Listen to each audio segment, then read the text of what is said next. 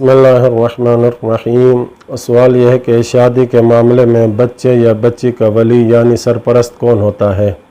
जवाब में Ayatollah Sistani फरमाते हैं, बाप और दादा लड़की के शरई वली और सरपरस्त हैं। दूसरा सवाल यह है, क्या बालिग और राशिदा लड़की को निकाह के लिए अपने वली शरई से इजाज़त लेना ज़रूरी है। जवाब में आयतुल्लाह सिस्तानी फरमाते हैं, अगर बालिग और राशिदा लड़की कंवारी न हो, कंवारी से मुराद ऐसी औरत है जिसके साथ उसके शरई शोहर की तरफ से दखूल न हुआ हो, तो बाप और दादा को उस पर विलायत शरई हासिल नहीं है। लेकिन अगर कंवारी हो तो उसकी दो सूरतें बनती हैं।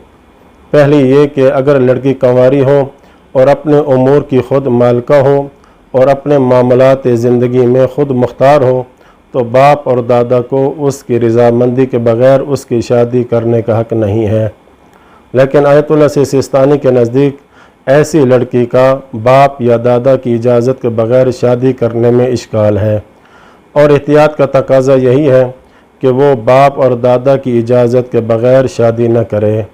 दूसरी सूरत यह कि अगर वो अपने मामलात ज़िंदगी में ख़ुद मुख्तार न हो तो उसे अपने बाप या दादा की इजाज़त के बग़ैर शादी करने का हक़ नहीं है। लेकिन क्या बाप या दादा उसकी इजाज़त के बग़ैर उसकी शादी कर सकते हैं? तो जवाब में आयतुल्लाह सिस्तानी फरमाते हैं कि ये मसला महल इश्काल है और एहतियात इसी में है कि बाप या दादा उसकी इजाज़त के बग़ैर उसका निकाह न करें। ऊपर जो पहली सूरत में कहा गया है कि लड़की जो कंवारी है अपने ज़िंदगी के उमूर में ख़ुद मुस्तकिल और मालिका है, इसका मतलब ये कि जिस तरह एक मर्द अपनी ज़िंदगी के उमूर में नफ़ा नुकसान का ख़ुद मालिक होता है, उसका कहीं आना जाना इसकी अपनी मर्ज़ी से होता है, किसी के ताबे नहीं होता, किसी से इजाज़त लेने की उसे ज़रूरत नहीं पड़ती वग़ैरह। इसी तरह की कंवारी लड़की हो तो फिर भी आयतुल्लाह सिस्तानी के नज़दीक एहतियात वाजिब है कि बाप या दादा की इजाज़त के बग़ैर शादी न करे।